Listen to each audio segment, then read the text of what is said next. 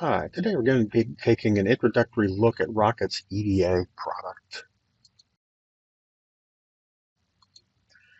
I'm Tim Snyder. I'm a CSE manager at Rocket Software, and my group provides delivery services for Rocket's multi-value customers. Here's some links you might find useful if you'd like to follow along with the demos. We have the XDemo account for Unidata and Universe, and we have it for Windows and Linux. There's also the EDA schema manager, which is used quite extensively in these EDA demos, and the EDA checkex utility, which we'll be using to scan for and help you repair dirty data.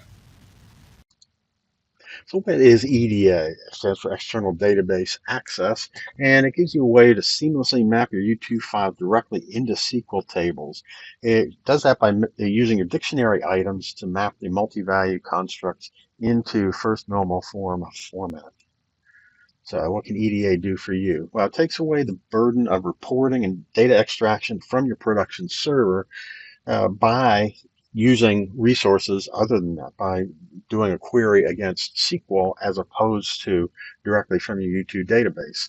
It takes advantage of data extraction tools that are oriented towards SQL use. So, any market products that are out there that can help you do reporting against a SQL database will work just fine.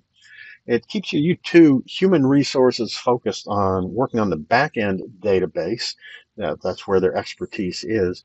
And then you can hire new people with SQL expertise. That's pretty easy to find compared to finding new programmers or developers that can work in a multi-value environment. Now, EDA also creates a maintenance-free way of populating a data warehouse. Just does it all automatically for you. So the EDA concepts, the U2 file is mapped to a table that physically resides in SQL. Data no longer physically resides as a U2 database file. There will be a file out there. Say if you had a customer file, you'll still have something called customer, but instead of actually containing customer data, it will just be a stub file that says, well, really, this information lives in the SQL table and it's located over on this server and it's with this table name and so forth. Anything you do against your U2 file, though, will immediately and automatically be reflected in the SQL database. So it's really transparent. It's invisible. As a developer, you don't need to do anything to work around it. It just happens using normal commands. Anything you can do, you can select against it. You can update it. You can do whatever you want to using basic programming or anything that you can use to access or update your U2 databases. When EDA was first released, it included access to IBM's DB2, SQL Server, and Oracle's SQL database. If you have Universe 11.3.2 or Unidata 8.2.2, you also will have access to MySQL and PostgreSQL. So the external database server can be on the same machine as a U2 server or a different machine. In other words, the SQL can reside on the same host or it can reside on a different host, depending on your configuration, depending on what you want to do. If you put them all on the same server, you might have more burden on that server because it's working with two different databases. However, if you put them on two separate servers, then you'll have network traffic in between. So it's the kind of thing that you'll want to explore for your particular environment and decide how you want to handle it. To make this all work, you need to define an ODBC data source. That's a facility that already exists. If you're on Windows, no problem. It's already there. It's built in and easy to use. If you're on Linux, Microsoft actually provides a free Linux ODBC data source utility. And then for other environments, such as AIX, there are commercial products available to provide a data source for those environments. We'll look at a quick demo here of setting up an ODBC data source and showing how it connects to a SQL database. Now we're going to start out by opening up the ODBC data source utility within Windows. You need to make sure you get the one that aligns with your U2 release. All the U2 releases that have come out in the last several years have been 64-bit, but if you're still running a 32-bit release of U2, you will want to select 32-bit. Well, I'm on 64-bit, so that's what I'm going to select. Now you need to make sure you select the system DSN, not user DSN, file DSN, or anything else. That's important or it won't work. I'm going to add a new one, and I'm going to go with SQL Server Native Client 11 because that's what I'm running my SQL as. And we'll call it EDA test. The description can be anything you want. It's optional. The server where this is located, in this case, is going to be right here on this laptop. So that's what I will tell it. It's going to fill in a lot of blanks for me and give me the opportunity to test the data source, which I'm going to do now. And I got test completed successfully, which tells me that I have now created a connection to my SQL Server release, and I've been able to connect to it. So that's all we need to do to get the data source set up. So to make this all work, we have a tool called the EDA Schema Manager. It's a free GUI tool. It makes it really easy to map your files using the dictionaries. You can get it from rbc.rocketsoftware.com or the GitHub link that I provided a little bit earlier. It uses your dictionaries to determine how the fields should be mapped for SQL. So it'll determine things like the field length, the field type, numeric versus non-numeric, so forth, whether it's a single versus a multi-value, and whether any conversion codes such as dates, dollar amounts, and so forth. So we're going to do a quick demo to show you how all this works. We'll take an overview of the schema manager, take a quick tour through that. We'll show you data source connecting successfully through the schema manager to the SQL database. We will select a file that we're going to convert, and then we're going to pick some fields to be mapped in that file. We're going to actually map them for SQL use. We will verify and convert the file, and then we'll show the results as they actually reside in SQL. And then we're going to update the database from the U2 side and show you how it immediately and automatically updates the corresponding SQL table. This is the EDA Schema Manager. If you've used any of Rocket's other Eclipse-based tools, this should look pretty familiar to you. Things such as the extensible admin tool and so forth use this same general layout and concepts. So we see we have two servers listed. These are both localhosts on this server, and one is for Unidata, one is for Universe. I'm going to go ahead and use the one for Unidata, although if we were working with Universe, everything would be the same. All the concepts, all the procedures, everything we do will be the same. So we're going to go through here. The first thing we're going to do is confirm our EDA data source. If we haven't already connected it, we're going to have to do that. You'll recall that we already set up a data source at the operating system level. Now we need to connect our EDA Schema Manager to that. So we see we have one here called EDA. I'll go ahead and work with that. And we see that it pulls us up and it lists it's called EDA, and it's referencing the actual EDA data source. We can choose our database here. Of course, we're working with SQL Server, and an optional description. Here's a list of users that are allowed to use this database. So here's the login ID, and qualified users is set to an asterisk, which means everybody can do that. And the whole yes or no means do I need to log in again every time I access this. If it's set to yes, it will retain my information. So with that, let's go ahead and test this user. And we made a connection, so that's good. So that means now we have connected the EDA Schema Manager to our SQL Server instance. Now we're going to go ahead and actually map a file for EDA. So I'm going to open up the list of accounts on this server, and I have one called xdemo-mvu. I'll open that one up. And go into the database files, and we're going to work with a file called members. I'm going to right-click that and say New EDA Map Schema. So it's going to create the mapping to create the definitions that will be used to generate the SQL fields and columns. So it's going to start out by listing the name of the schema. It defaults to the file name, and that's generally as good a choice as any, particularly if you're used to dealing with that file on your U2 server. This will totally correlate to that. If your file name contains periods or other reserved characters that SQL might be interpreting as something else, the schema manager will convert those to underscores instead. But in this case, yep, members is as good a file as any, so that's going to be the name of our schema. I'm going to click next. And now it's going to confirm the file that I want to work with. And yep, the members file, that works for me. And the data source, we're going to go ahead and just use the EDA data source that we've set up and confirmed is working. And now it's going to list all the fields that are in that file. And it goes to the dictionary of your U2 file.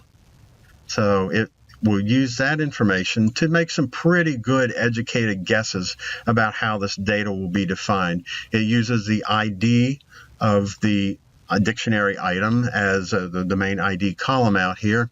The type, it's a data type. Location is the attribute number for the file.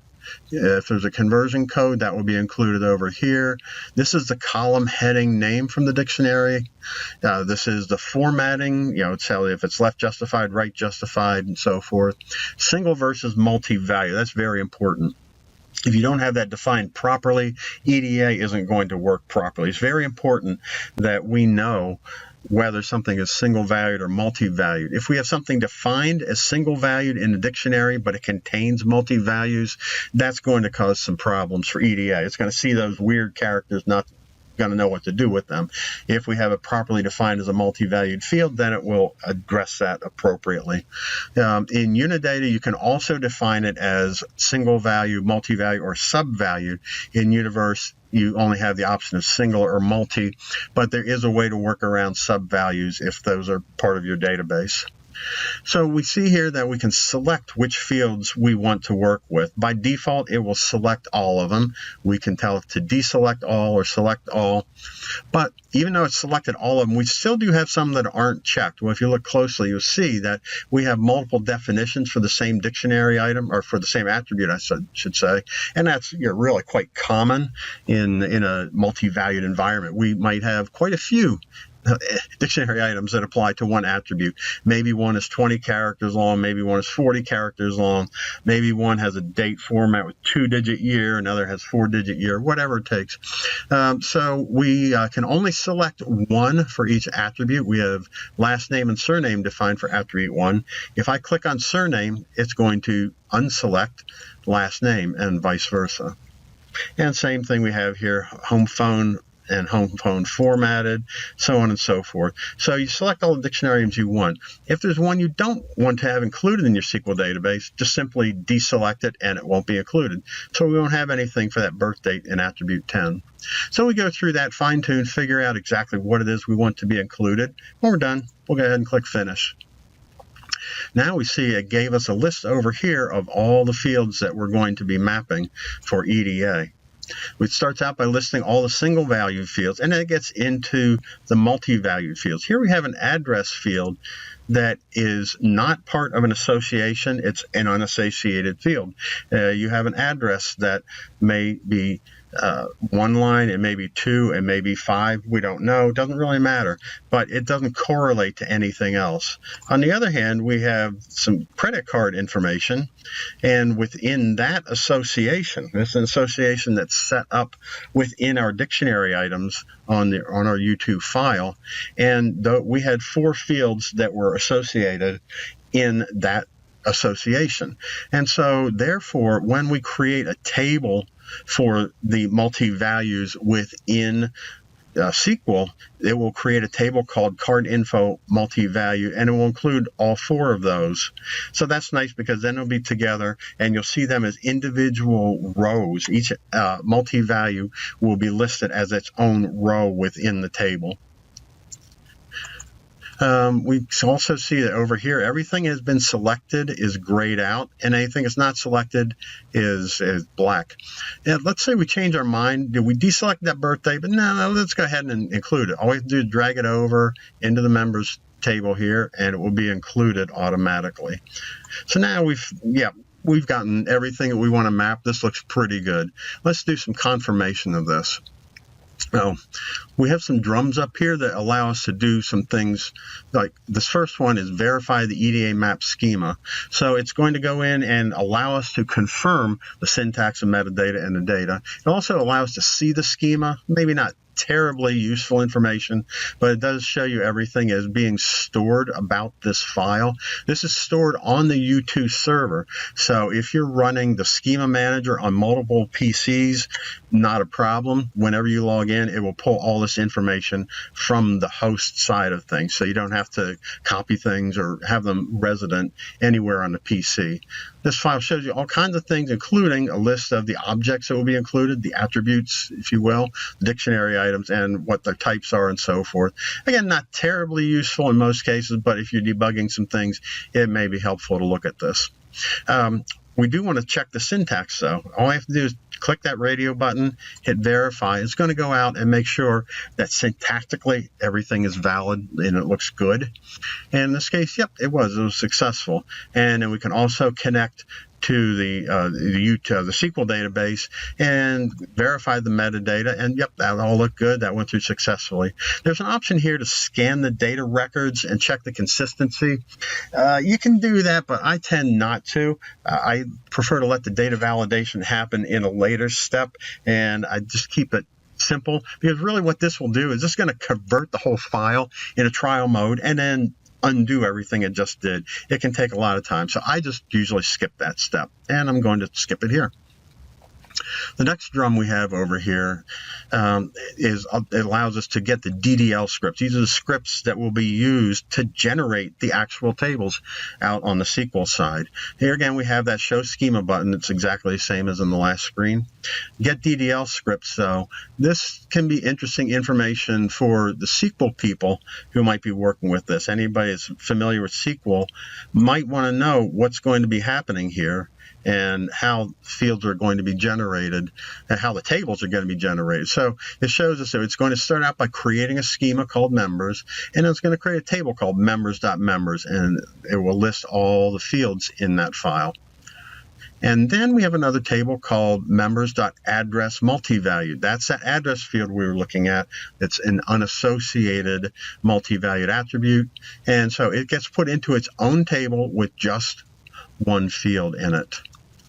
And then we have the members amend information. Here's that members card information that we were looking at. So it's going to create all these fields, all these columns, card number, card type, card expiration. And we can see that it's making them the appropriate types. The varchar, here's a date field, and so forth. So this can be interesting sometimes. If you want to check what's going to happen at the SQL level, this is that detail. And then finally, we're going to go ahead and convert this. I'm going to click this third drum, and the first thing it's going to do is let me know that, hey, you've changed this schema. Well, yeah, it's a new one, and it just wants to make sure that we actually want to go ahead with this one. Yep, go ahead, save it. And then here again, we have that same show schema button if we want. And then it's going to just list some information here. The database that it's going to be working with, localhost UDT, is the database that we signed on to. Here's the account that I'm going to be working with. The file name is members, and the schema name is members. There are also two buttons down here, a force drop and for verbose. The force drop means that if those tables already exist in SQL, that it's okay to delete them, to drop them first, and then create new versions of them. If something would already exist out there and I would try and convert it, it would throw an error. It wouldn't do the conversion for me. It's a safety mechanism to make sure you don't wipe out something that, oh yeah, that's right, I already had something called members out there, and I'm sure glad I didn't wipe it out. Verbose is really only for debugging purposes, not something you generally want to do a whole lot. It does generate, as the name implies, a lot of verbosity. It creates a lot of entries, and it's just way more information than you need as a rule. It can be helpful if you're hitting some problems and you're debugging, but we don't want to have that on. So with all that said, I'm going to go ahead and EDA convert this file. So first thing we'll do, suspend replication.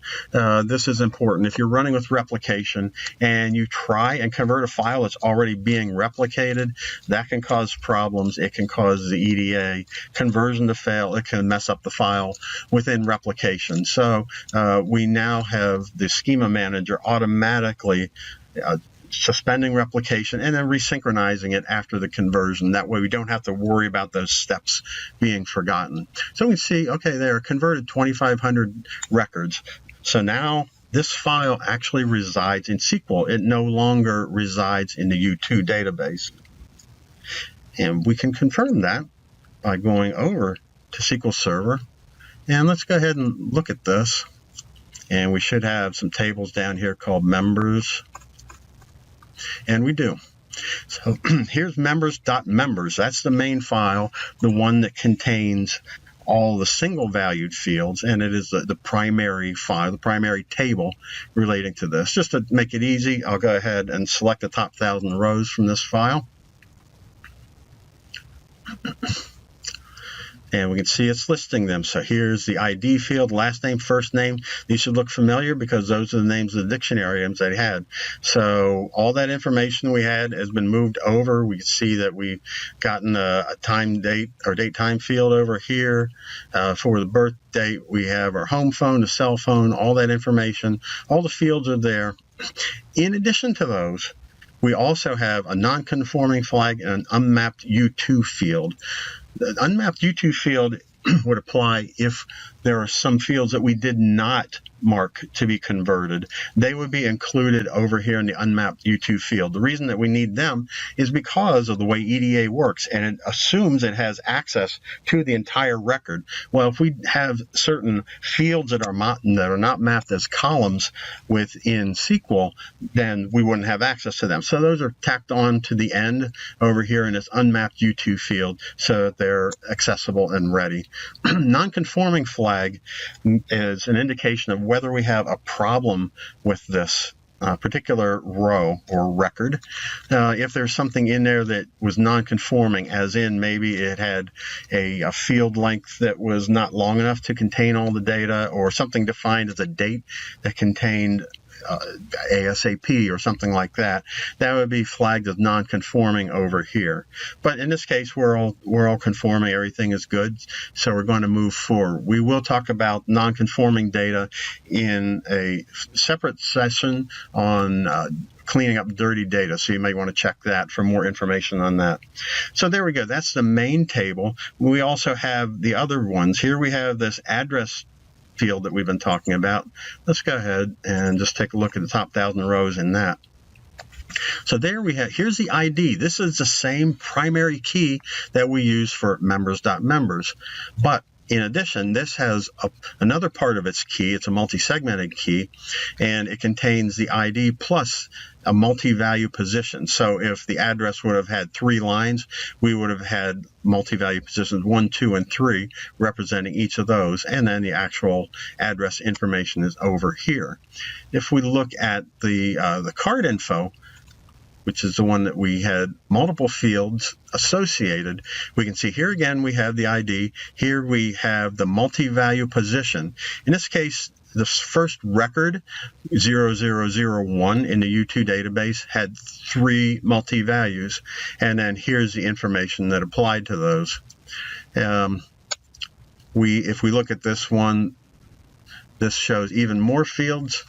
And here's the card info multi-value position 1, 2, 3. It totally corresponds. The first record has 3 values, and then here we have the card information. All the fields are laid out there. So this all ties back. Then you can join all these back to the main members.members, and that's how you can get all of your information.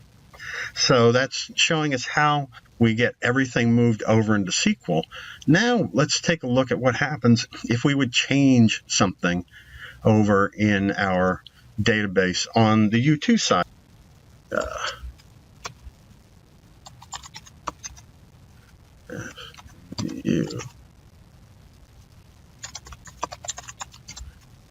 Now we're going to edit member 001. We're going to pull it up. And here we have the name. And, this is attribute by attribute. I'm just going to go ahead and just add some things here just to change the field.